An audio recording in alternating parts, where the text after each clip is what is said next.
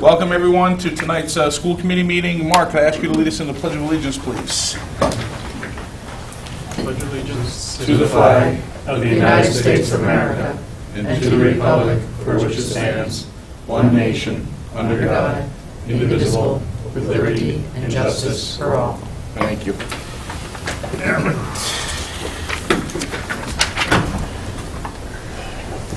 Have consent agenda minutes from November 9th, 2015, and oath to bills and payroll. Make a motion to accept the consent agenda. Second. Motion is made and seconded. Is there any discussion on the consent agenda? Hearing none. All those in favor? Aye. Opposed? None. All right.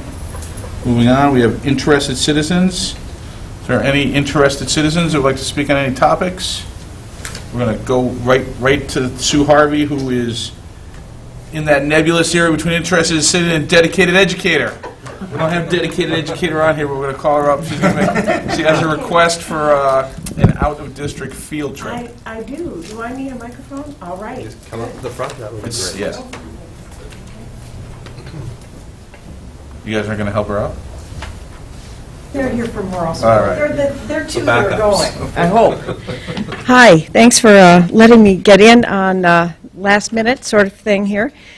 This came up last week. There is a summit in Washington, D.C. at the end of January. I think you all have a copy of it. Okay, good. It was updated today because I got the conference hotel rate. This is an anti-genocide, ending genocide, ending mass atrocities conference for students and adults from across the country. I took students from my Facing History class in 2008. It was a long weekend, which is why you don't know anything about it. But it Snuck was out of town and snuck back? That's about right, yeah. But of course, parent consent. Yeah. And exactly the same thing that we would be doing here, flying from Manchester to Baltimore, Amtrak into D.C. The hotel is, because it's a conference, there's a lot of people from all over coming. It's an awesome opportunity for these students to meet with other students from around the country about genocide, because of course that's what Facing History is about, is we're talking about the genocides of the 20th century. So it's an unusual opportunity. It just came up, which is why I'm grateful that you put me on tonight. We need to register soon. Questions? So you're looking at, they're going to be out of school on a Friday and a Monday, or? Probably that's what's going to happen. Okay. It's the beginning of the new term. Okay. And the only reason that I want to add one day to this is because I think it's very important for us as a class to go through the Holocaust Memorial Museum at a little slower pace than they did with the 8th grade field trip, let's put it that way. And now they have some clue about what they're looking at. Because I also lead a Monuments and Memorials tour around Boston, which we did in September, I would very much like to do that again with them in Washington on the Mall. So we would need a day to do that. Excellent. Okay. Any other questions? And can I go is not allowed to be one of the questions. So Would I get a note to get out of work? It'll work.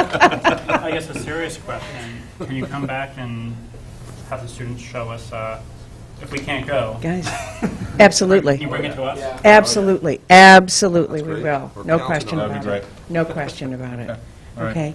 Thank you. All right. Well, actually, we just need a motion because it is an out-of-state Yes, it is. trip. So, can I just get a motion? Make a motion to approve the field trip from January 30th to February 1st for the title. Yeah, Lumpkin Summit. The Lincoln Summit to end genocide and mass atrocities. Second. Seconded. Motion is made and seconded. Is there any further discussion? Hearing none. All those in favor? Aye. Aye. Opposed? None? Enjoy the trip. Thank you so much. Thank you. Sorry. All right. On to recognition. We'll start off with our student representative report. Olivia will be giving that this evening. So going on right now throughout the district, Sugar Lane and Russell Street have parent-teacher conferences going on. Russell Street also has a book fair going on as well. The middle school had their performance of Seussical last weekend, which was very good. I saw it twice. For the middle school, the kids' night out is this Friday for 6th grade. The winter concert is on the 17th, and the 7th and 8th grade winter dance is on the 18th. Then at the high school's winter concert is on the 14th, and the Giving Tree, which is a fundraiser that Ms. Harvey organizes, which is a bunch of tags for people in need. Students go take a tag off of the tree and buy what's on the tag. That ends tomorrow, and they're taking a group picture. Great. That's all I have for tonight. Thank you. Other recognitions for this evening. Hard to believe it's been a few weeks since the last football game took place. We had a great turnout for the football game. Great game with some outstanding play and good sportsmanship. Also, it was a good opportunity to thank the Littleton Rotary for sponsoring the breakfast for that day as well. Olivia already talked about the middle school play. We've been very fortunate to have both a high school and middle school play in the last couple of weeks. Very well done. Kids did a great job, and kudos to our staff who were involved in helping make it happen as well. Lots of things happening in our community. Holiday Bazaar happened this weekend as well. Lots of different displays. Packed house, I hear.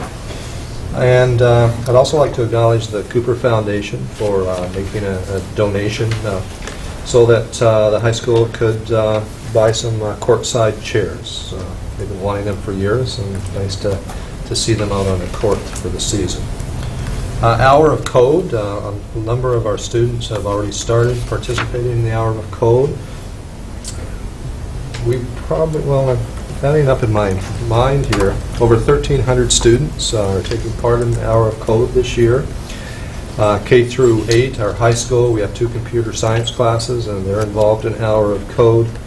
I do have a short video that I'd like to show at this point in time, just highlighting this exciting venture that's going on for a couple of years now, and it is a worldwide venture. And they really are creative with some of the programming that they're coming up with. It really engages our students. So. Mark, can you shut this thing all the way to?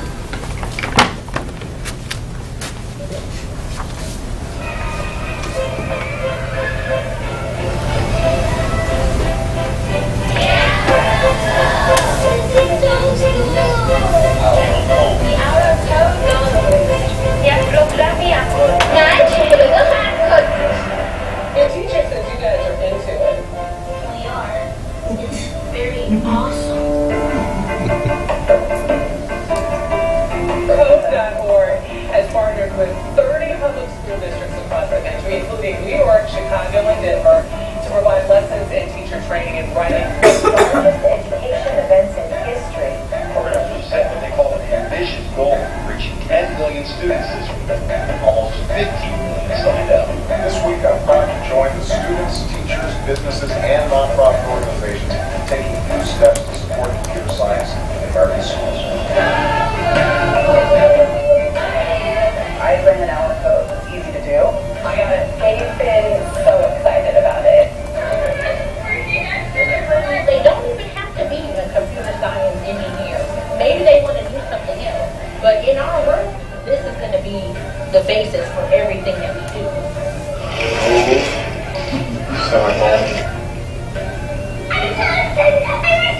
When you're building a program, you have to think outside of the box.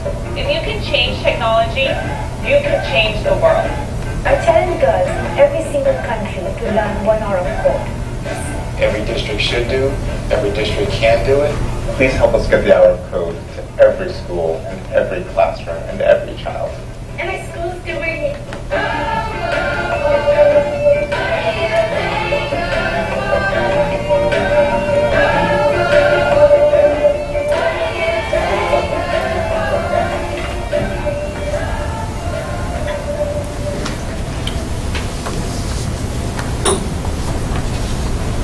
And Tigers News will be covering some of our classrooms. So this Friday we have another edition of Tigers News, and it'll feature some of our students and staff teaching an hour of code.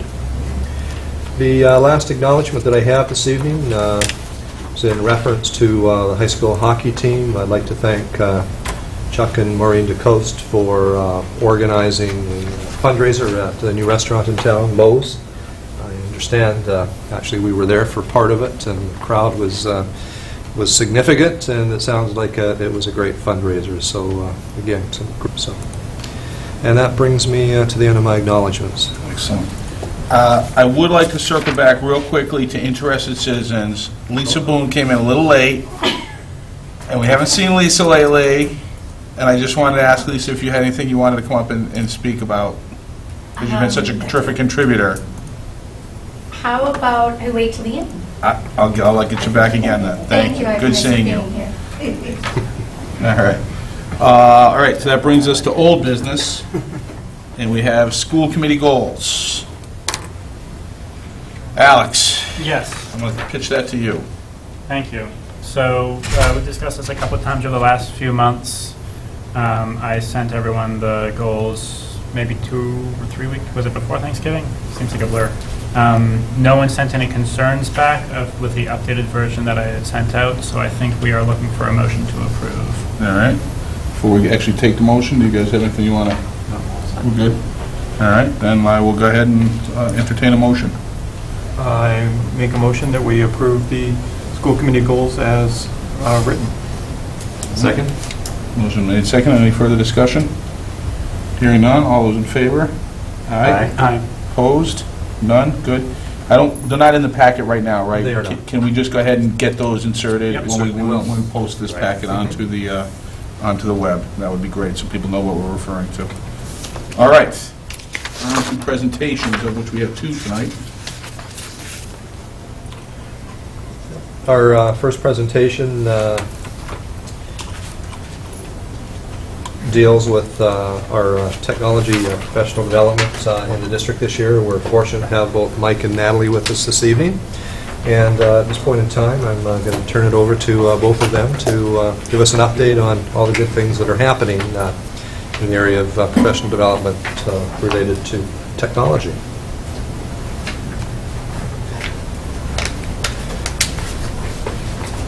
Real quick, and then we'll have take and then, just so I can add just one more sentence, Dr. Jamian will also be giving a highlight of some of the activities that have happened year to date. Great. So we, I think it was sometime end of last year, Dr. Jamian came to us and mentioned that the possibility of doing a full-day professional development geared on technology. And when that happened, we got excited. So what we did with the vision of, with help of Superintendent Schcmte, we put a little committee together, Dr. Jamian, myself, Natalie, and Dr. Branco, and we put together a full-day PD development summit. We tried to model it after the Google summits that we've been to. So the first thing we wanted to do was brand it, and we created our first ever Tiger Tech Summit. Got ourselves a couple of hashtags, which seems to be the cool thing to do, and we tweeted throughout the summit. And if we can go to the next slide, we created a session looking like what's on the screen here. It was 4 different time periods and 7 concurrent sessions of all types of technology, ranging from Google to our educator evaluation piece, to our Aspen and Journeys, our reading program. And I'll let Natalie take it herself. I'm very shy. I hate to be on microphone. So we had a lot of fun planning this. We got together multiple times over periods of weeks and talked about what does staff want. So we actually started with a survey. If you could have a PD day, what would you want in that PD day?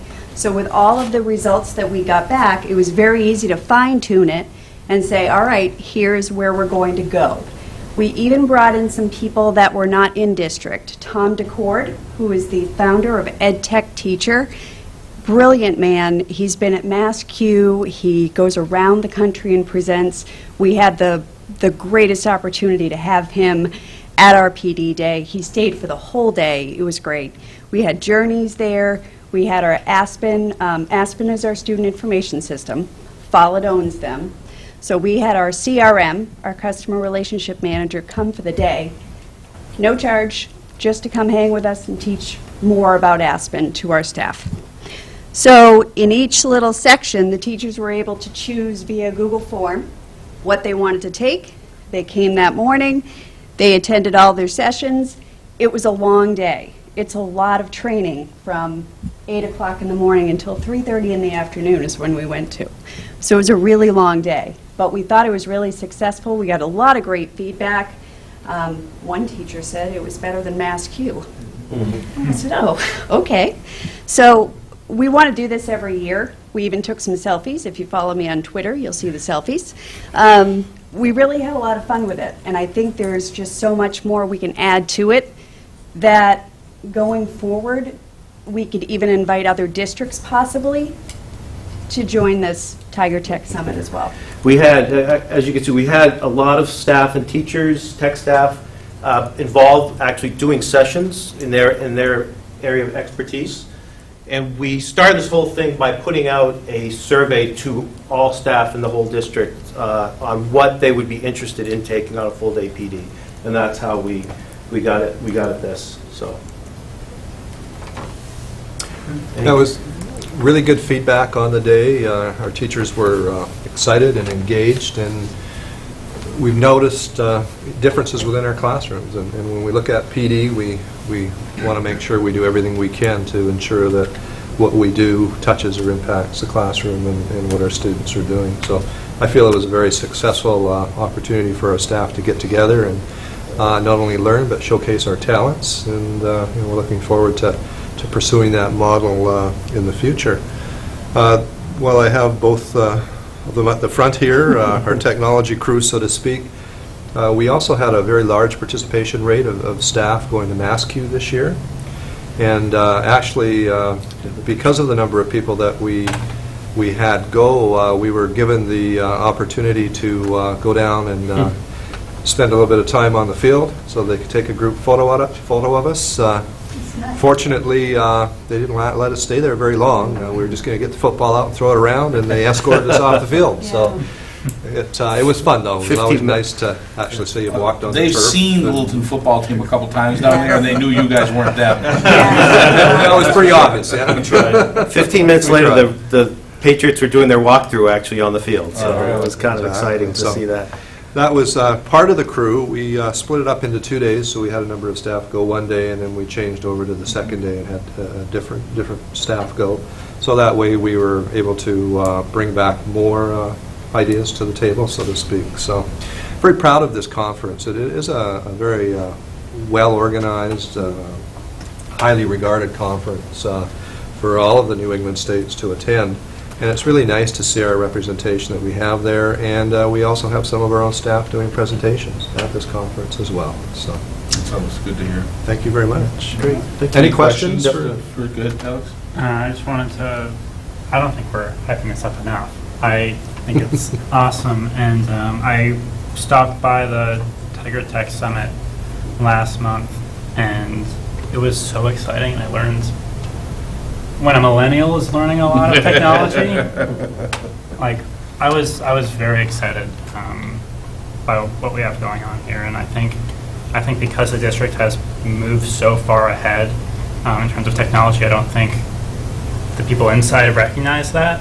But even just being in there I was there for maybe an hour or so. It was the session that I went to was very exciting and engaging, and the teachers were very engaged. And it's not just math and science, it's the whole gambit of what we do. And then I stopped by towards the end of lunch, and teachers were excited and talking to each other. Oh, what session are you going to next? And it was really a great atmosphere. And then, of course, the hashtags on Twitter I thought were perfect. I think we should tell the whole world about what was going on. And towards Mass Q, I think, Natalie, you were telling me a couple weeks ago that when Littleton school teachers go to Mass Q and when the tech team goes to Mass Q, everyone else sort of sits there and says, oh, it's Littleton again. They're going to show off. And not show off, but they're so far ahead. I sort of compared it to, when MIT comes out with a new robot or invention, you're just like, oh, yeah, it would be MIT. And that's the reputation that Littleton is getting at Mass Q. I think that's amazing. I think you guys are really leading the way.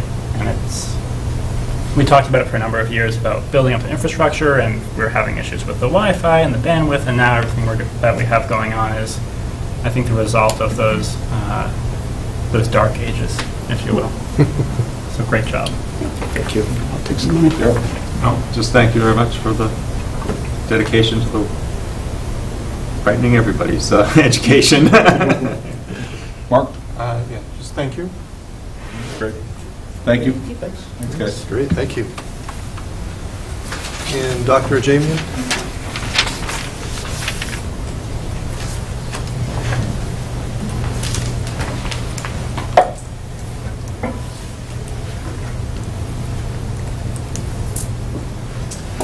I have two documents actually to talk to you about, and I will say, just open with the comment that the professional development calendar is put out every year, and since the district has been having and handling and coordinating a site-based, Tech Summit was an iterative process. These documents have gone through several iterations and changes from year to year. We really are trying to gain traction and to refine what we do one year to another. The last time I gave a professional development update, you requested to see the full year calendar, and the reason it was not available at that point is Dr. Detweiler and I were involved in a very interesting planning process for the district PDs. And the timing of the district PD sessions was dependent upon the consultant's schedule. This year, the building-based PD initiatives that the principals lead were clustered at the beginning of the year in terms of early release sessions. And then we were initially thinking that January would be district days. But we have one January district day, and we're concluding in May with another district training, and we have an illustrious, very well-known school psychologist, a co-author of the book Smart But Scattered. Margaret Peg Dawson will be speaking to the faculty on May 25th. We're also looking forward to taking a look at the topic of a whole school response to decreasing stress in schools. And that's going to be the focus of the January 6th session. It will build upon the work of Dr. Jeff Benson, and a number of faculty and administrators have attended full-day workshops with Dr. Benson and the president of Teachers 21, organization we have contracted with for extensively within the district for professional development. And prior to the January 6th PD on Monday, December 21st, Dr. Benson is going to be leading a workshop for teachers and administrators, and it will be the beginning of bringing his work to the district in a train-the-trainer model. So that's what the professional development calendar looks like. There are 3 sessions, the 6 sessions for site-based PD. Will run from January 20th through May 11th. And you've heard about site-based PD a number of times, really mostly from the curriculum coordinators, when they come forward with their end-of-the-year presentations, and they talk about what's done during that time, and often it's a venue for work on, at least in the past, for work on district-determined measures, curriculum design, curriculum development, and also some curriculum reviews that are SIP-based. I thought it was important this year to provide you with the directions to faculty and staff for the professional development proposals for site-based PD and the proposal forms. These were discussed. Again, we really do follow a shared leadership model, collaborative process. We have a number of committees that are involved in the development of these forms and refinement of this form. The Professional Development Committee, district-wide, and the Administrative Council was involved in this iteration of the proposal forms. And the main differences this year, we have honed, and Dr. Branco is the co-chair of the site-based of the Professional Development Council, and we are taking a look at how to bring really his research to the district to combine or focus on that nexus in professional development between an individual's growth and an individual's professional development and the needs and initiatives and priorities of the district and schools in terms of their strategic improvement plans.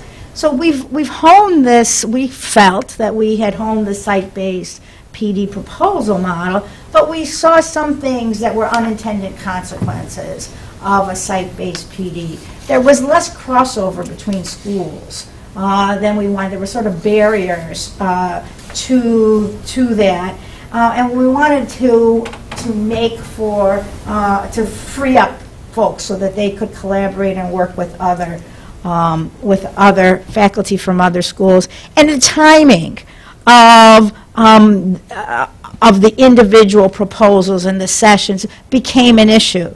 If there was a session if a PD proposal was just for one session, folks, how does it line up for the school-based team to plan that with maybe some sessions that are for? We had to flesh that out for the site-based teams, and we came upon the system where proposals would be 2, 4, or 6 long. And then that would give folks a chance to move around, to focus on something long-term, or to spend their whole time on something. And then the final change has to do with funding. And we have done what we think is offer, very valuable resources to this professional development, time being the most important resource.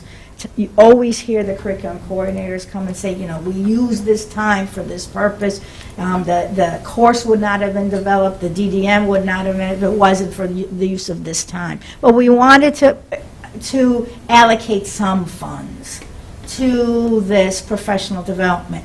And so now what we're saying is, if there is a proposal from faculty or administration that would involve the purchase of textbooks, the purchase of materials, and maybe bringing a consultant or an outside expert into the district, that would be built into the proposal. Then the review process for the proposal would change a little, because then it would have to be reviewed not only by the site-based team, but by myself and the principals, who would then, having an overarching view of finances, we would then prioritize which proposals we'd like to fund and at what amount. And that's the major change this year in terms of timing, a little bit more opportunity for cross-grade proposals. And I'm open to any of your questions. Dr. Mark? I'm good with that. No real questions, just a comment. I find it's good for us to get these updates here because like I said, every once in a while we get these questions, what are we using the PD days for? And it's really handy to just pull it out of the packet, shoot a copy out to people so that they can get a feel for what we're doing there. And I like the way we're keeping it, local and involving the teachers to sort of feed back into the process there. Alex? I think it's something that we learn about. When I first joined the school, I didn't really understand fully what we were doing, how we were spending our time with PD, and the more I learn, the more excited I am. Thank you. And integrating with our other teams, and I think it's just a all-around, well-organized system we've got here. Thank you. I think it helps, this type of presentation helps draw the distinction between, obviously there's professional development that goes on with each teacher. They might be taking classes, they might be working towards a degree, and that's very important. But we talk about how much primary and secondary education is evolving over there and how much more quickly that evolution is occurring in these past several years with the introduction of technology, professional evaluation models, all these types of things that we did, standardized testing and the use of that information. And I think this helps us understand that this type of professional development has a direct measurable impact, and it's immediate in the district, not to the teacher themselves, but to the district as a whole and across the staff and across the buildings and across the district. And Alex said it's exciting, it's interesting. I know that there's a thirst for more, and if we could do more, it would be great. And with just time, resources, staffing, even allocation, or just being able to take them out of the classroom for enough time to give them the opportunity to really do some great stuff. Probably not going to be able to do a whole lot more than we're already doing unless there's some kind of revolutionary change in the way we fund our public schools. But Why are you looking at me? Nonetheless, I'm just saying, it's just interesting, to think about. But I think that what you see here is that we're formalizing and being able to prioritize and making sure that the effort is as good as it can possibly be, given the constraints that they're working through, and it is beneficial. So it's we been appreciate very you saying edifying. that, Yeah. because it is, it was professional development without a dime, and we wanted it still to be worthwhile, still to reinforce district priorities, and still, and this is thanks to Dr. Branco's research focus, still to meet individual interests and needs. Yeah. You'll also notice that everything is aligned to Vision 2020, so everything that we do funnels up to our Vision 2020 plan. I actually just finished a major research study on leadership practices that are oriented towards growth-centered school climates and district climates, and the research is very clear. Investing in well-thought-out professional development at the local level is by far superior to other forms of professional development.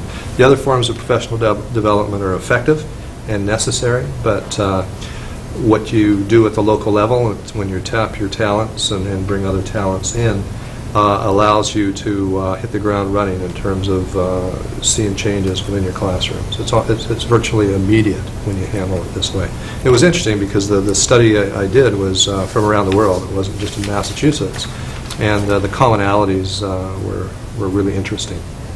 Where leadership is an art, it's not a science, but yet you can identify those commonalities, and site-based professional development that is strongly linked to the mission and vision of the district and the school is one of the most effective ways of moving schools forward. Yeah. So I also think that the size of our district lends itself more readily to this type of model.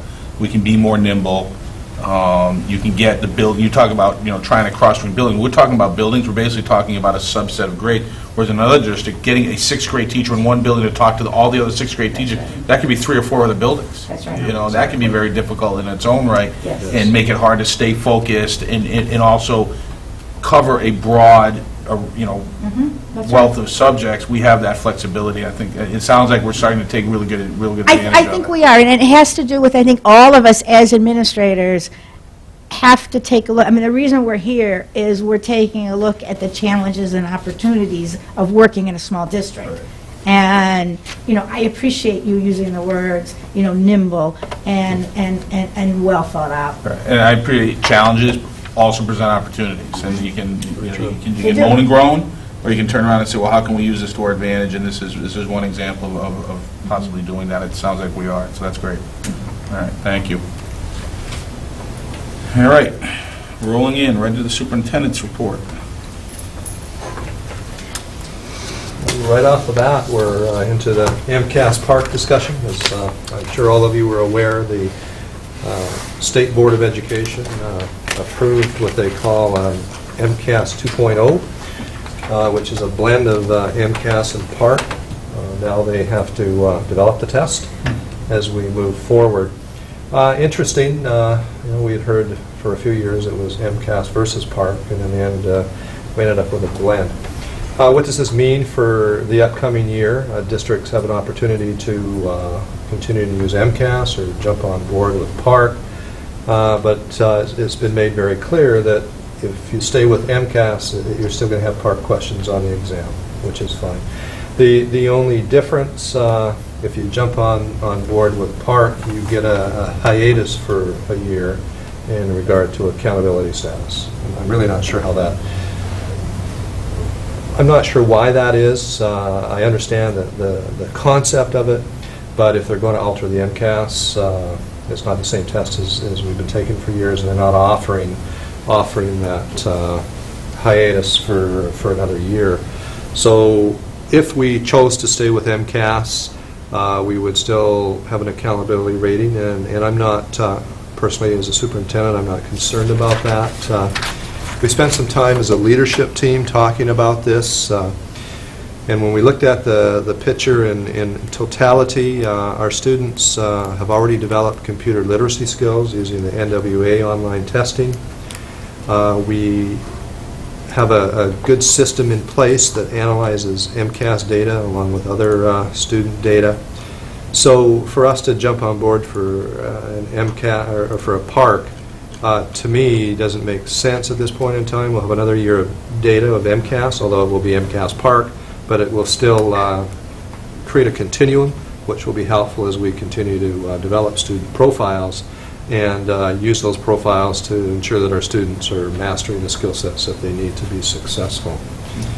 That would be our recommendation. I remember last year we had a great opportunity to debate the merit of Park and MCAS, actually through a couple of meetings. So I will open it up to you. Just before we do that, I would just like a clarification. So the choice right now is to stay with MCAS, which will get modified, or switch to Park. Correct. From the state point of view, they don't care which one we use, but they will use whichever one you pick. So they're going to have a certain subset, conceivably, have a certain subset of districts that are using one evaluative model to determine if we're taking care of the kids the right way and using it as a graduation requirement.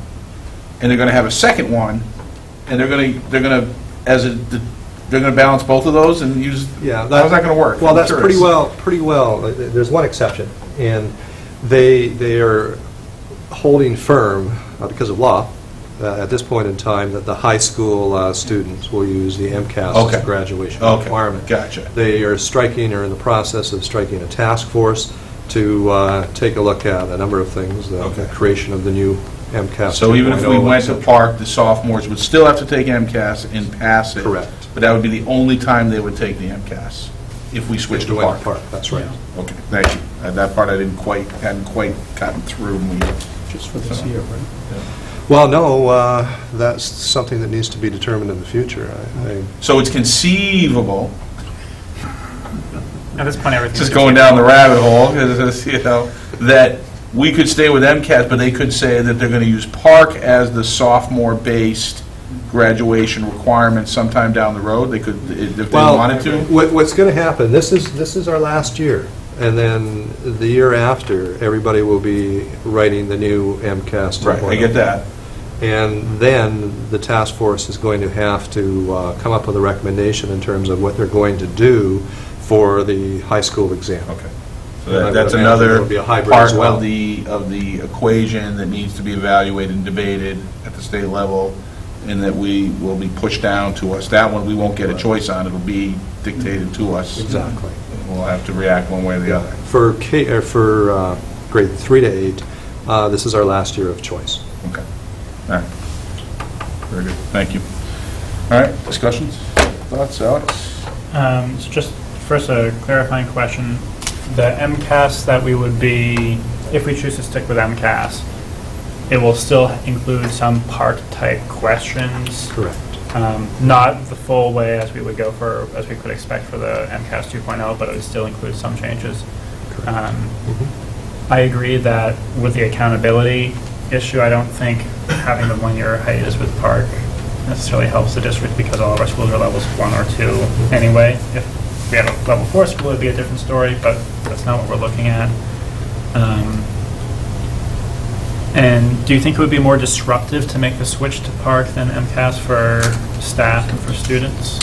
Well, one of the concerns I have, and it isn't a concern that deals with our curriculum or our teaching pedagogy, but our teachers were halfway through the year, and they've been teaching their curriculum, and with the I'm sure the assumption that they'll be facing a similar test to what they faced last year. So I think to jump over to park would certainly create some anxiety at this point in time, because they are familiar with the MCAS test, the open response components, etc. So they hone their curriculum around some of those areas.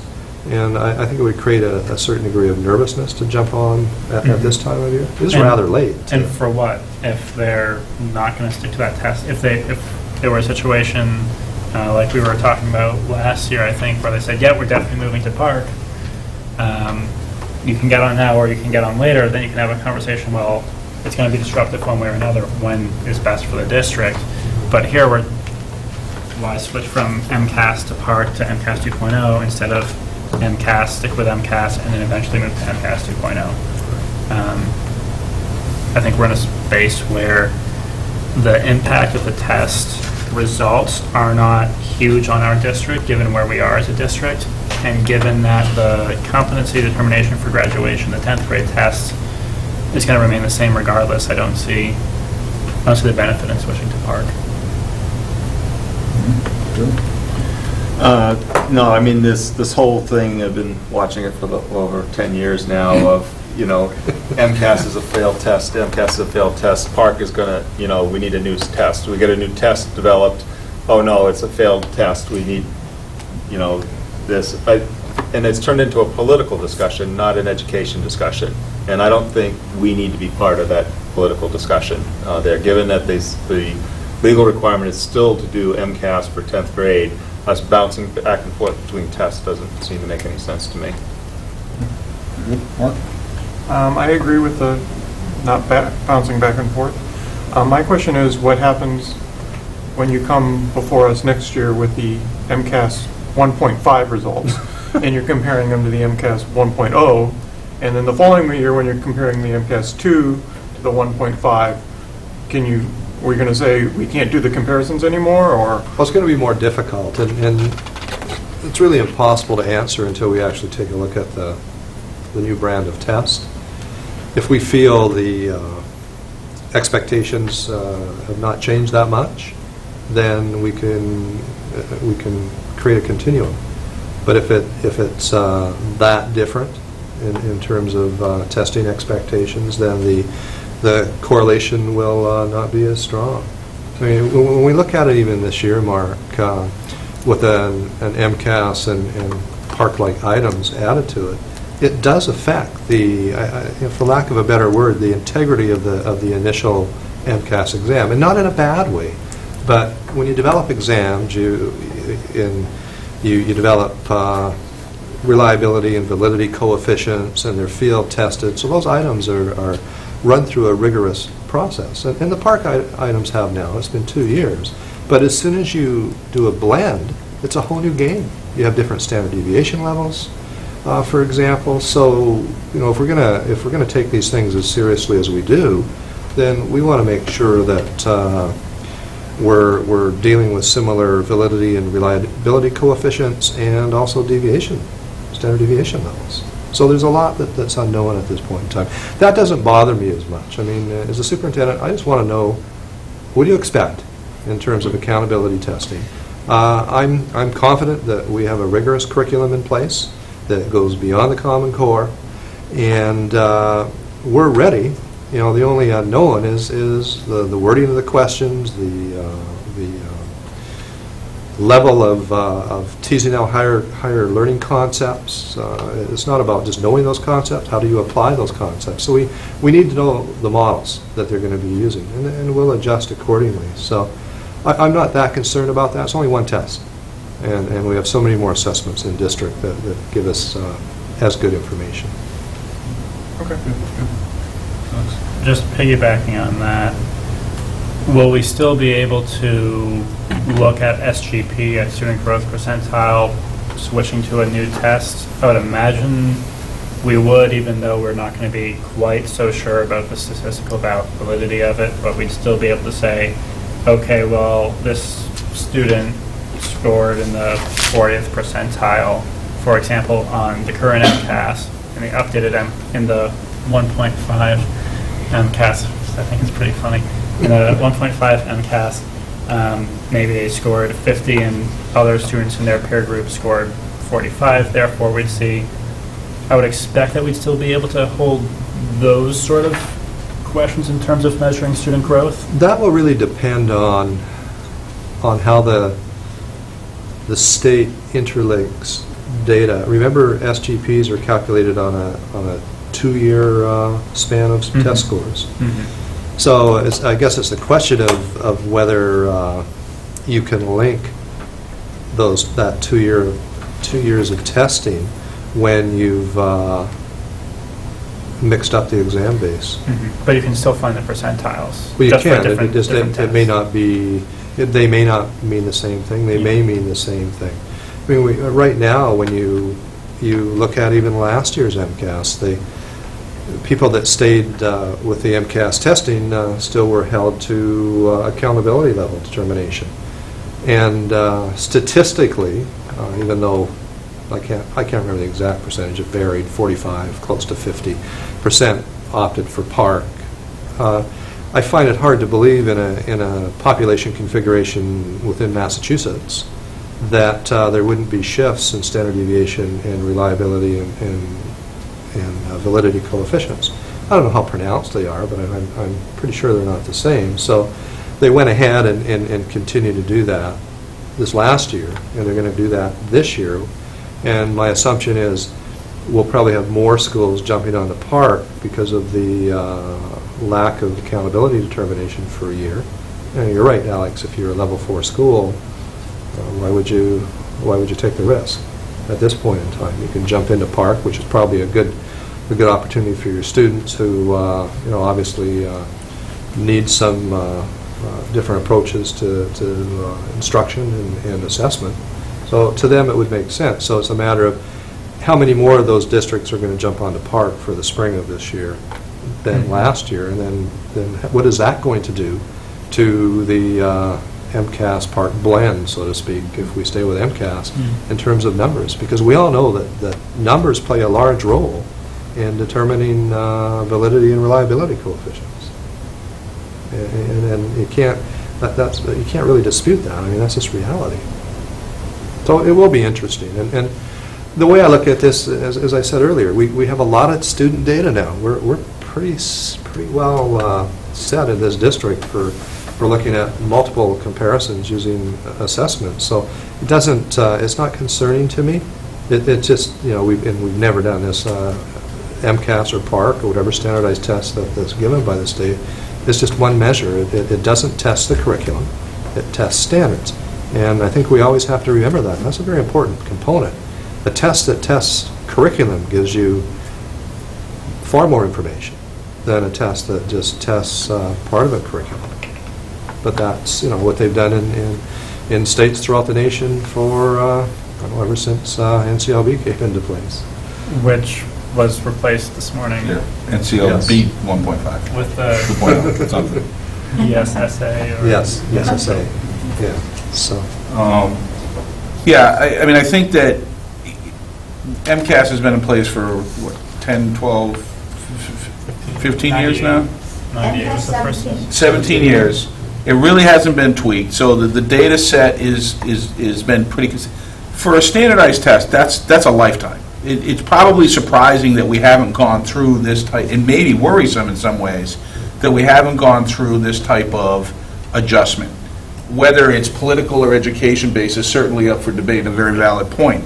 But nonetheless, you would like to think that maybe every 10 years or so, they think about it, and it's inevitable that will affect, for some period of time, the validity of your comparisons or your analysis over time.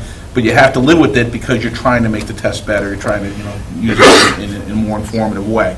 So I'm not concerned either, because it's going to happen. It's probably going to happen again, one more time maybe, in another 10 years. It should. It really should. There's some. It probably should. Hopefully, it won't be quite as dramatic because we won't wait as long, and hopefully it'll be for the right reasons and not necessarily for other reasons.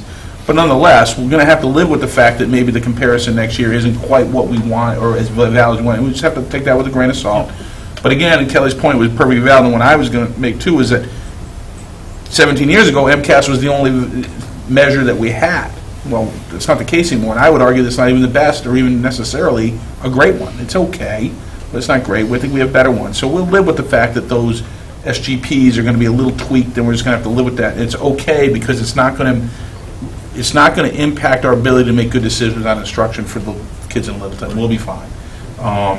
I also would like to say that I think we did a good job. We did have really good discussions last year, and they were deliberate and conservative, and I think we made the right decision. I think that's being reflected right now, that to jump would have not been beneficial at all. I think we do a good job of going beyond the Common Core anyway, so there was really no inherent benefit to Littleton. So I think we did a good job there, and I'm glad we did it that way. And I think that deliberation has been borne out by what's going on now. And again, to the point you made, political versus educational. So I think we're in a good spot. And I agree. I'll just take the the admin team's recommendation, and I'm fine with that. So we do need to vote at some point, right? We can choose to do it tonight, or we need to submit a form prior to December 18th. Okay, so we kind of need to do it tonight then. May I Okay. interject real fast? Yes, absolutely. First off, no kid, and I can tell you this from personal experience, really is like, yeah, standardized testing. But the whispers, no one. The whispers and rumors, I mean, the only fun time was in like 3rd grade when you guys gave us candy during MCAS. That was fun. You'd like us to do that again? You guys? Yeah. Which guys? Who did that? No, it's okay. Policies.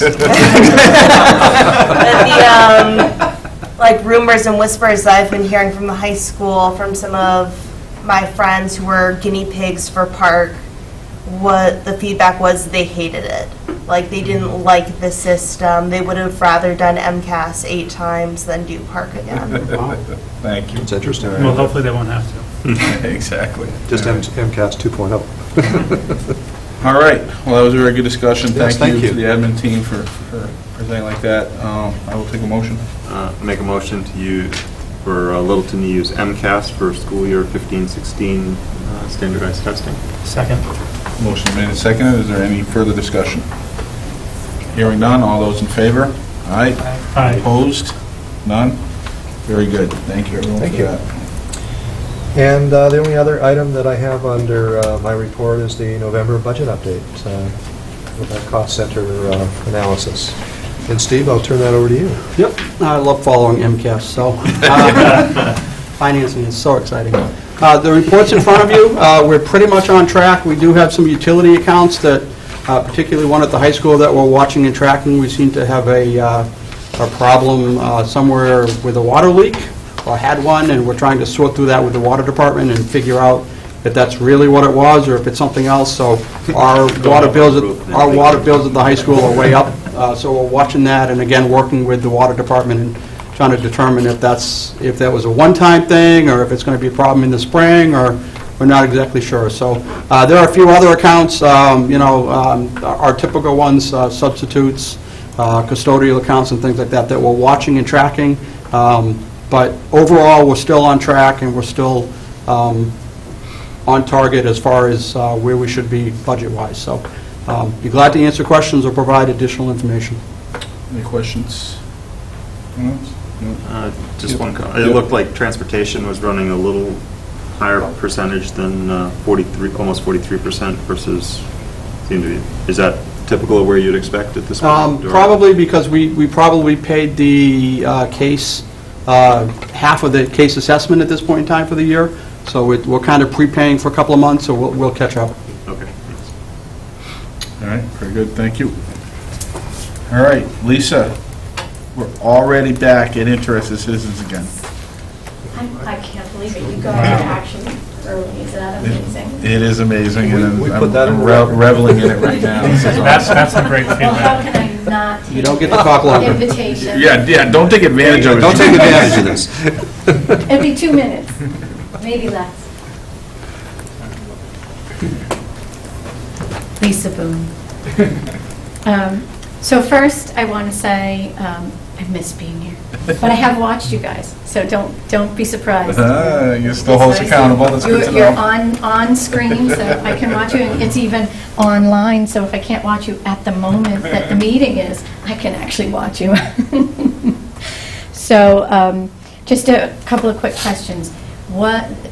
Back a while ago, there was some discussion about school start times and/or the calendar, and I didn't know, has it been put into the schedule somewhere? And We're working on getting that on the agenda, right? Do we have it on one of our upcoming agendas? It will be on a January or the 1st of February agenda. okay, I mean, I figured. it would Right, be so we sometime. have not started it. We are figuring out where to fit it into, you know, and we know we want to do it, so it will happen. It's just getting on there. Yeah, I mean, I've just heard some, Yep. you know, people talking, when are they going to start school? It's nothing, there's no calendar out in it, you know, and then there was the, you know, whether or not there was going to be some consideration of any changes there that were broader Yeah, than just the calendar I would itself. argue that that's going to be two things.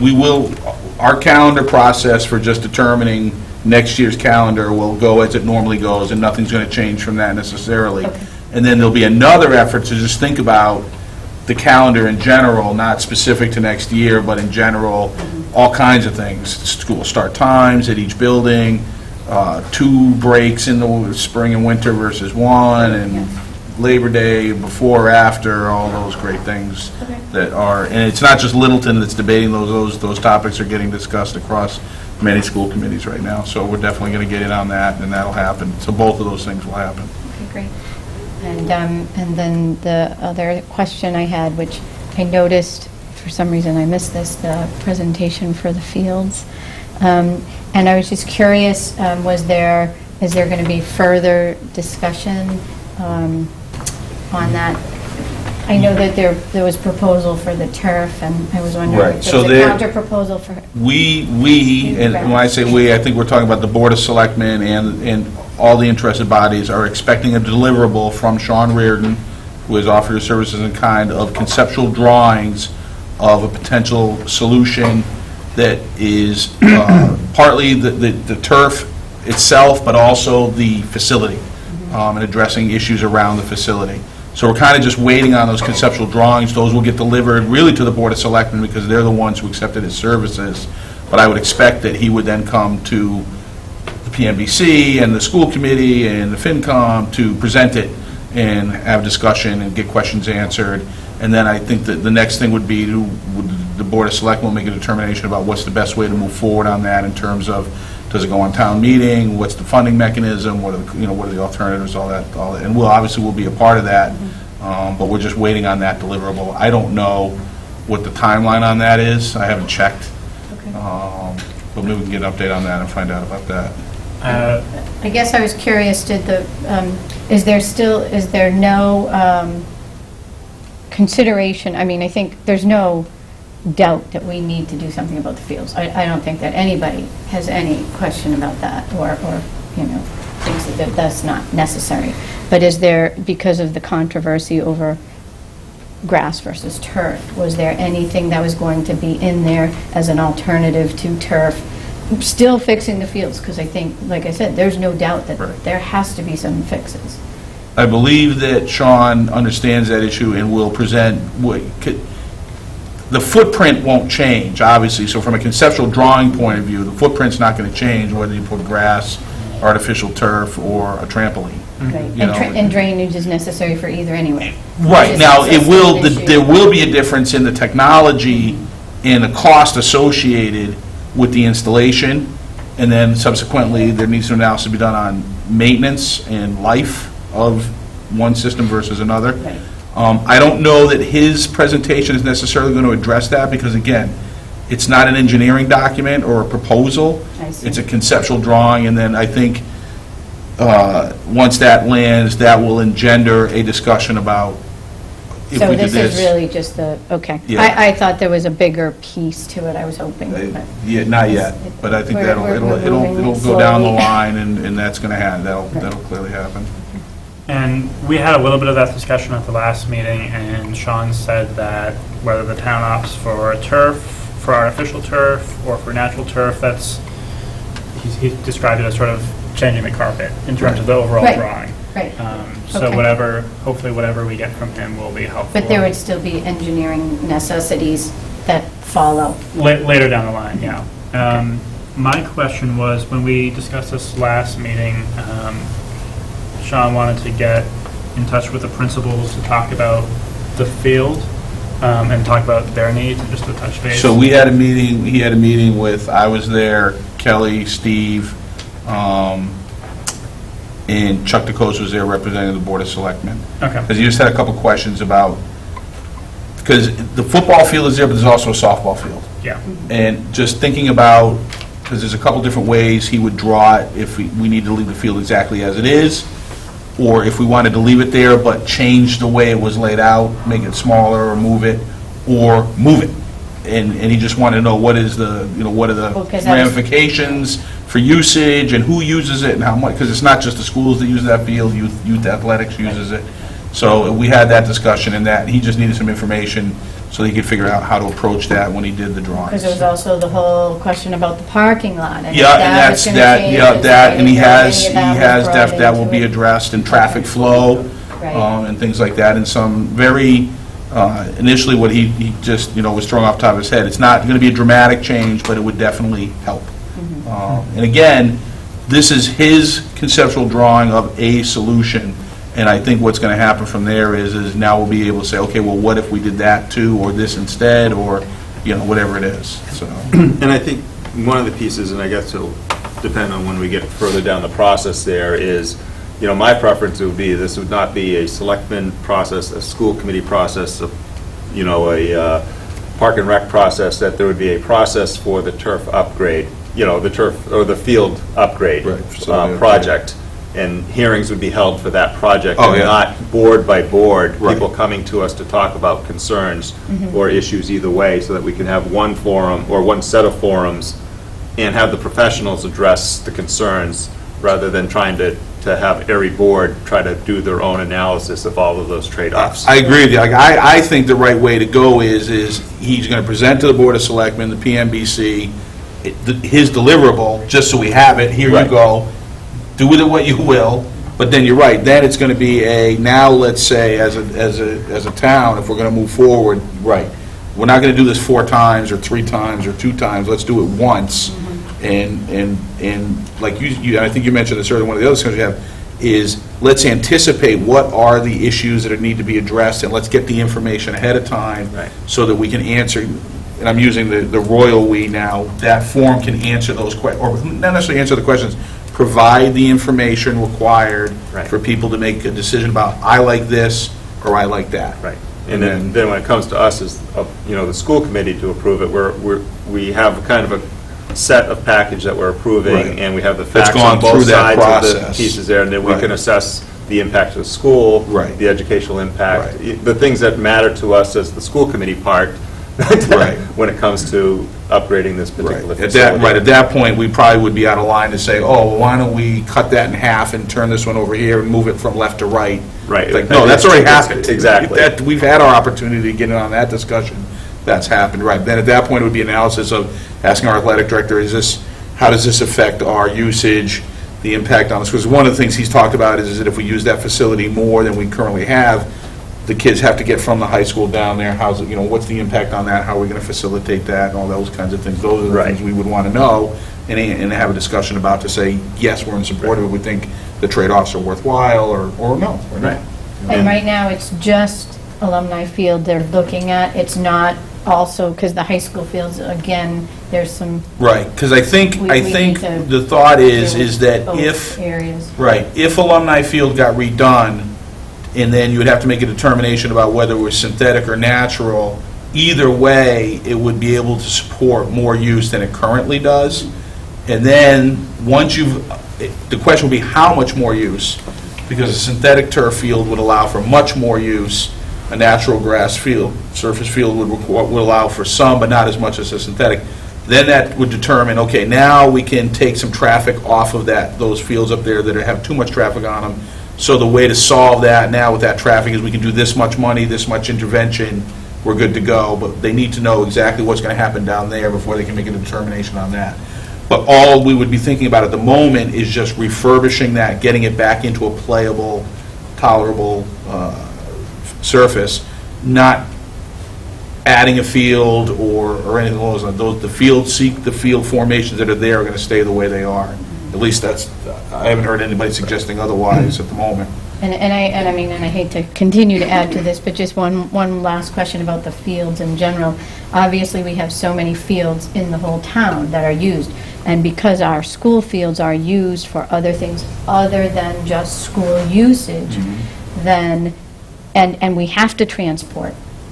Has there been any analysis or consideration about other town fields that may be useful for practice if we're going to have to be busing people anyway, so that we have a better spread out usage and don't wear what we have to the situation that we've gotten into? I've never heard that discussed. It's an interesting concept. Just out of curiosity, I mean, you have the soccer field down the street from the high school, which, the Corcoran field.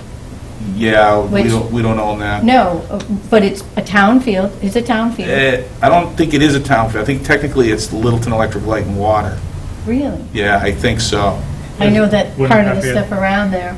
So not a town field in the sense that the town fields are town fields. I got to get clarification on that. I'm just curious, yeah. So the only reason I'm thinking that is somebody else was talking about it and saying they might lose that because they might need it. LELD might say, we need it. You can't have it anymore. We're going to put a building there or something along those lines, and they have the right to do it because it's theirs. It's not the town's. But I'm just going by a side discussion I heard about that.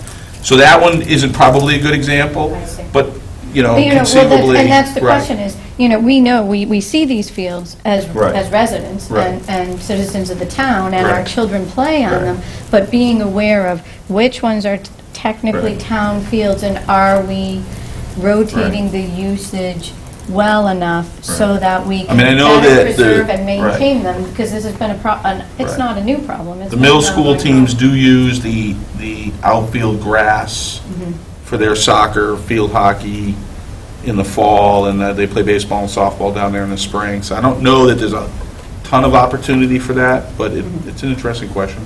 But the field that's underutilized is at Shaker Lane. There's huge fields there that aren't utilized. Yes, that is correct. Those are not used for any interscholastic middle schooler. Yeah. They're just baseball fields that are just right there. Yeah, so that's an interesting and in question. general, I mean, I think I know that the school only has to worry about the school property, but because there are other usages on the school, it's a matter of if we're going to talk as a whole town, which the school committee is I know, part of, I know, that there's some question, because there's been talk about building more fields. Exactly. I know that Park and Rec is thinking about capacity specifically for youth sports, and trying to come up with some solutions for that. And I think that the idea is that if you did go with a synthetic turf solution at Alumni, that might alleviate maybe not the entire need, but a significant amount of the need, because at that point you can just use that, almost 24/7. Not that you could, because obviously you're not going to have kids playing soccer at midnight. But you could then say, well, instead of 3 brand new fields that we need to build somewhere, we might only need 1. And then we'd be okay. We'd meet the capacity requirements and we'd be good to go. So I know Park and Rec has a process going on that maybe has stopped a little bit because they're waiting to see what transpires with this, because it'll dictate how far they need to go. And I also know that I think some of the solutions that they were going to put out there, there were a lot of, nothing was clear cut, like, oh, that's a great idea. It's like, well, that would work, but we'd have to live with this and that, and this much money, and in roads, and egress, and all that kind of stuff was, it seemed like it was going to be a pretty significant effort. Well, and rather than getting caught up in the field, I mean, I think looking at the entire area is so important because of the, I'm not going to say it right, the flow of the car, the way the cars are in and out, the way that the middle school traffic works, and even the traffic for coming in and out for games, and all those things has really been difficult, and really addressing the whole area so that we, you know. And that was a point that Sean made. He said, because if you did do this the right way, it changes the whole usage of that, and you have to address that, because it's going to be a different feel to it, and you want to take advantage of it, and you don't want to get hamstrung because you didn't deal with traffic and parking and other issues like that. Is there land behind the parking lot that this, I know it's not great land, but the school, how much does the school own behind what's actually paved right now? Yeah, I don't know. I think that's Wetlands, some wetlands thing. Yeah. So you can't It's really not do very good. anything. Yeah, okay. All right, well, that's it. And then just, now I'll put my CPAC hat on. I just wanted to, it came up in a discussion between the officers that we never got an opportunity to thank Darrell for his service as a school committee representative coming to CPAC meetings, and we just we're gonna invite you, but we just wanted to say thank you very much. You know, it's kind of a change, and I wasn't here, and we didn't really have an opportunity to acknowledge and thank you for the time that you did spend with us, and so we wanted to be able to do that. And thank you for Mark stepping up and coming, because they're not the most. Well, sometimes they've been more exciting this year. They're not always the most exciting meetings, but you know, they've gotten a little more interesting. So sorry, Darrell. So that's all. Thank you very much. Great. Thank you, Lisa. Good to see you again. All right, we are on. We were about 20 minutes ahead, or 30 minutes ahead. Now we're only 20 minutes ahead. Thank you, Lisa. She showed up late and stayed late. Only kidding. We are on subcommittee reports. PMBC, Darrell. I think things are moving along. I think, and I was just checking in with Steve. There was one issue with the roof. There was I guess on the second major rainstorm, there was a leak showed up, and I guess they came back and identified a seam that they needed to fix. So I think that's back on track, and then everything else is moving through the process here at this point. Okay. Budget subcommittee. So we are working, and when I say we, I mean Steve. Mark is working to meet the deadline for submitting the material, the budget material, to Bonnie Holston on the town side. That is due this week, the end of this week, next week. So that will get done, fitting it into the cost center structure and the accounts the way they're constructed on the town side. So that's getting done. We do have a joint meeting on this Tuesday coming up, the 15th. It is a FinCom meeting. That's why it's on a Tuesday. But it's a joint meeting with the FinCom, the Board of Selectmen, and the school committee. So we should plan on as many of us that can make that happen. We should be there for that.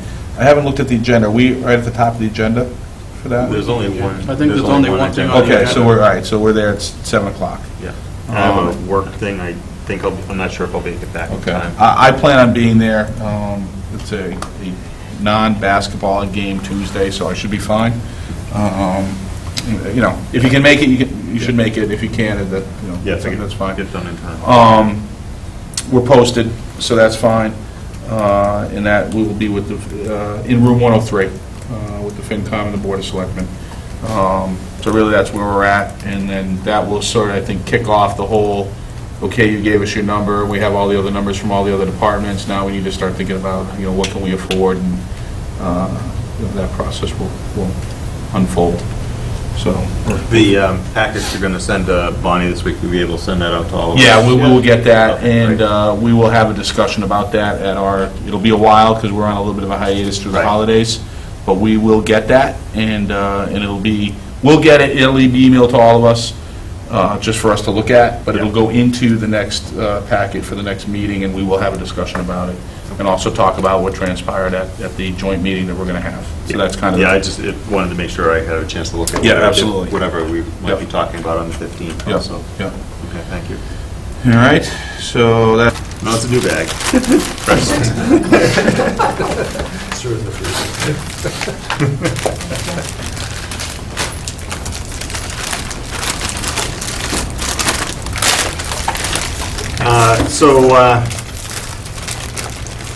We had the great which versus that email debates, and we're going to keep with tradition and use the traditional definitions, not the relaxed definitions. So there were some grammar changes on a few of the policies. The policy subcommittee hasn't seen that much action since, And then there was one policy, JKAA, which is physical restraint of students. I originally thought that we were okay with that. Rita reviewed it, and there's a couple of changes that we need to incorporate into it. So I just updated the whole process to the current MASC recommendations, and I'm going to request the waiving of the first reading for that, so that we can make sure that we have that updated policy in effect for January 1st there. Originally thought just our procedures needed to change, but the policy needed some wording changes to bring it into compliance there. And then everything else was pretty much as it was in the previous packet there. So with that, I'd appreciate a motion and any discussions on the all right, well, let's see if anybody has any questions or comments before we entertain a motion. Mark? I'm good. Okay. Alex? I'm good. On JKAA, physical restraint, it doesn't include if a student poses a risk to property, and I'm fine with that. I just wanted to make sure that that was intentional. Yeah, it matches the current MASC wording on that. Sounds good. Yeah, and you know, I think it gets sensitive as to whether property damage constitutes a reason to, and I agree with the language used. I just wanted to make sure that that wasn't an oversight and was great.